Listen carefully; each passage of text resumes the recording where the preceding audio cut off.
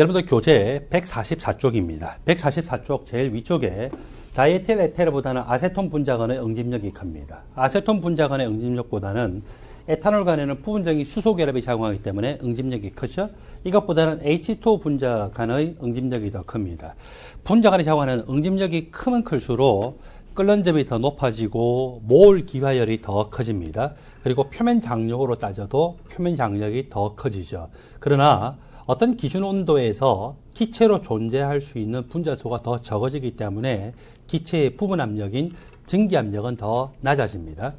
자, 이 물질들에 대해서 X축을 온도로 놓고 Y축을 압력으로 놓았을 때 증기압력 곡선을 나타내면 다음과 같습니다. 다이에틸 에테르는 온도가 높으면 높을수록 증기압력이 높아집니다.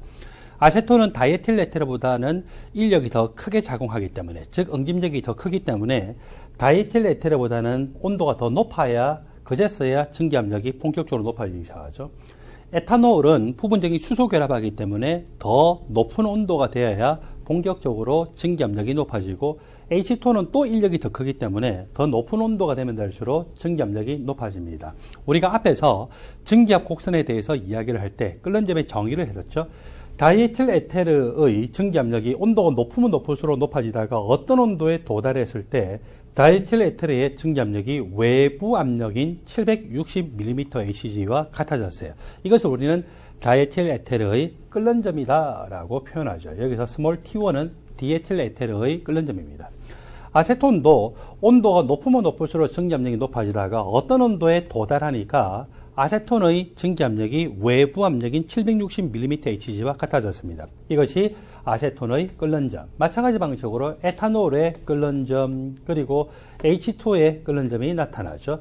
끓는 점의 정의를 이 그래프를 Y축을 중심으로 해보자면은 어떤 외부 압력, 760mmHg라고 하는 외부 압력 조건이 각각의 순수한 액체 물질의 증기압 곡선과 만나는 것을 끓는 점이라고 하죠. 따라서 디에틸 에테르의 증기압 곡선과 외부 압력이 만나면은 이것이 디에틸 에테르의 끓는 점, 아세톤의 증기압 곡선과 외부 압력 조건이 만나면은 아세톤의 끓는 점, 에탄올의 증기압 곡선과 외부 압력 조건이 만나면은 이것이 에탄올의 끓는 점, H2의 증기압 곡선과 만나면은 이 온도가 H2의 끓는 점이 됩니다. 디에틸 에테르에서 H2O로 가면 갈수록 응집력이 더 크게 나타나죠. 응집력이 크니까 결국 이 물질들의 끓는 점의 온도가 되게 돼요. 높아지는 것을 볼 수가 있죠.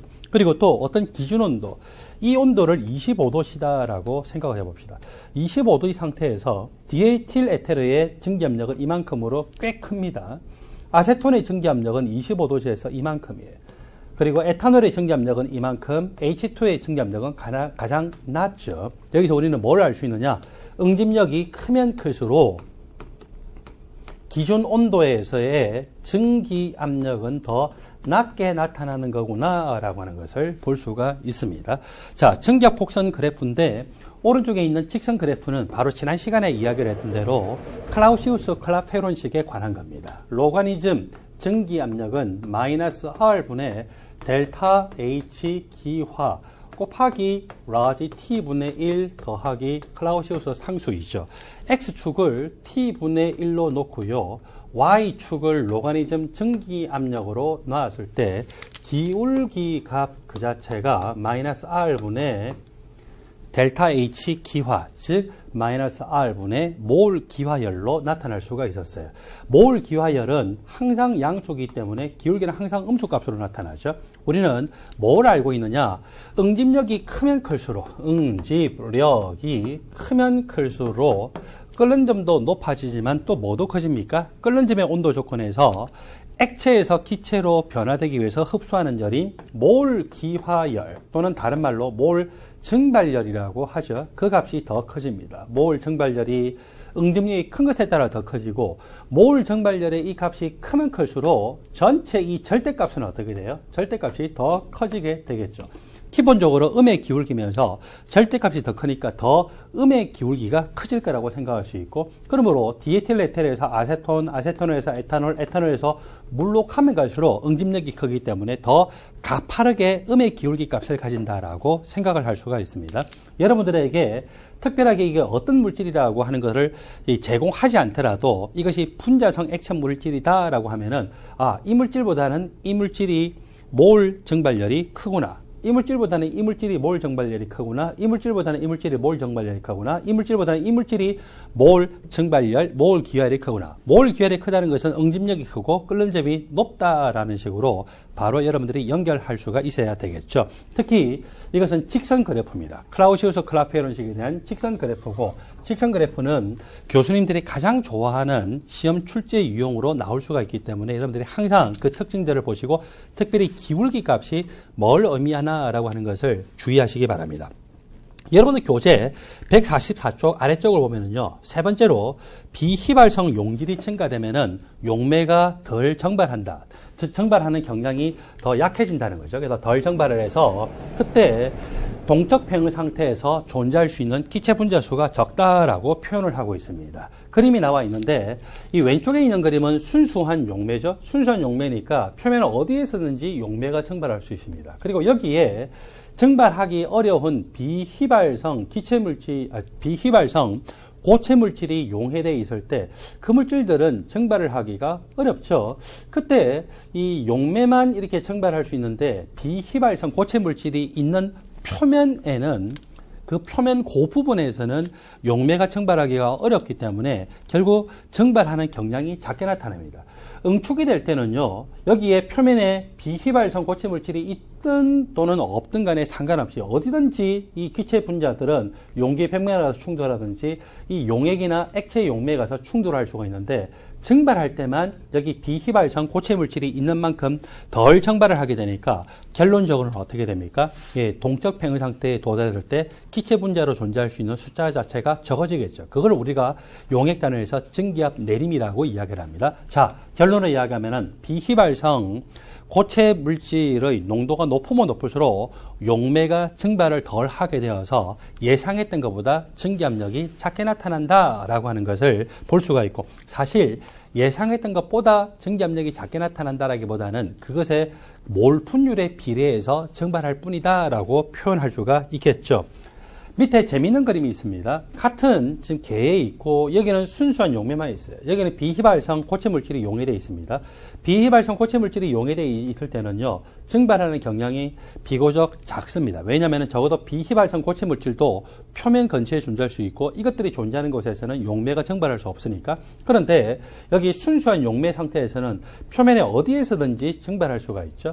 여기에서 증발하는 속도가 이쪽에서 증발하는 속도보다 더 빠르기 때문에 궁극적으로는 어디로 가게 됩니까? 용매의 알짜름이 여기 농도가 낮은 곳에서 농도가 높은 곳으로 가게 됩니다. 시간이 충분히 많이 지나게 되면은 여기에서 아무리 용매가 가더라도 이건 원래 순수한 용매 상태고 여기서는 용액 상태였기 때문에 여기서는 다 가더라도 농도가 계속 제로인 상태고, 그리고 여기서는 아무리 용매가 온다 하더라도 아직도 농도가 어느 정도만큼은 유지가 될 수가 있겠죠. 그래서 궁극적으로는 거의 이쪽으로 가게 될 거다. 만일에 양쪽이 모두 용액이고 한쪽이 저농도 영역이고 한쪽이 고농도 영역이다라고 하면은요, 닫힌 개나 있을 때 용매의 알짜름은 이쪽으로 저농도에서 고농도 영역으로 가게 되고 충분히 시간이 많이 지나게 되면은 결국 왼쪽에 있었던 저농도 영역의 레벨은 낮아지고 오른쪽에 있었던 고농도 영역의 레벨은 높아져서 양쪽의 농도가 같아지게 되면은 더 이상 알짜름이 없게 되는 그런 경우도 있을 수가 있습니다. 이런 경우에 대해서도 우리가 시험에서 접할 수가 있고, 이 부분에 대해서는요, 이미 여러 종류의 시험에서 많이 출제가 됐던 것을 여러분들이 기억하시기 바랍니다. 여러분 교재 145쪽 클라우시우스 클라페론식에 대해서 특히 강조하면서 이야기를 하고 있죠. 클라우시우스 클라페론식이라는 것을 로가리즘 증기압력은 마이너스 R분의 델타 H 기화 곱하기 T분의 1 더하기 클라우시우스 상수로 표현할 수가 있습니다. 여러 개의 온도 조건에서 증기압력을 측정을 해요. 예를 들어서 어떤 캔처럼 생긴 반응 용기가 있고 여기 이제 캔처럼 생긴 반응 용기에 마개가 완전히 실링이 돼서 막혀 있어요. 여기다가 액체 물질을 집어넣었어요. 그리고 이 액체 물질은 순수한 물질이라고 가정을 해봅시다. 순수한 액체 물질을 집어넣고요. 온도를 라지 T1이라고 하는 온도 조건으로 딱 맞춰줬어요. 그렇게 맞춰주면은 이 용매가 알아서 이 증발을 해서 결국 기체와 액체가 동적 평형 상태에 도달할 때까지 증발을 하겠죠. 그래서 이렇게 해서 여기 기체들이 어느 정도 압력만큼 존재할 테고 그때 압력이 예를 들어서 P1이라고 하는 압력이 측정이 됐어요. 더 이상 압력이 변하지 않을 때까지 계속 내버려 두면은 그때 그 압력이 바로 동적 평형 상태에 도달했을 때의 압력인 증기압력이라고 생각하면 되겠죠. 온도를 이번엔 더 높였어요. 온도를 더 높여서 한참 동안 유지하면, 예를 들어서 24시간 동안 유지하면은 온도를 더 높였겠다면 액체는 더 많이 증발하겠죠. 더 많이 증발해서 무슨 상태에 도달합니까? 증발 속도와 응축 속도가 같은 동적 평형 상태에 도달을 하게 되겠죠. 그때도 더 이상 압력이 올라가지 않을 때까지 올라가서 딱 스탑이 될 겁니다. 그 압력을 봤더니 P2라고 하는 압력. 또 온도를 더 높였어요. T3라고 하는 온도로 높였죠.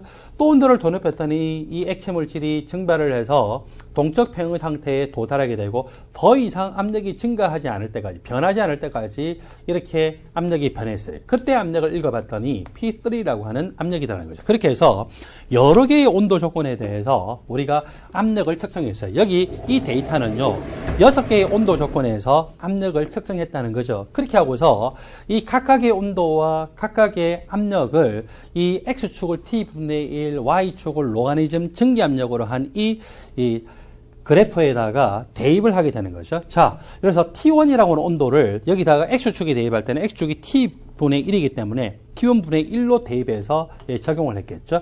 그때 증기압력이 P1이라고 하는 증기압력인데 Y축은 또 P1을 그대로 쓰지 않고 거기에다가 자연독으로 취해서 로가리즘 P1을 적용을 해서 이렇게 그 값이 로가리즘 P1에 해당되더라.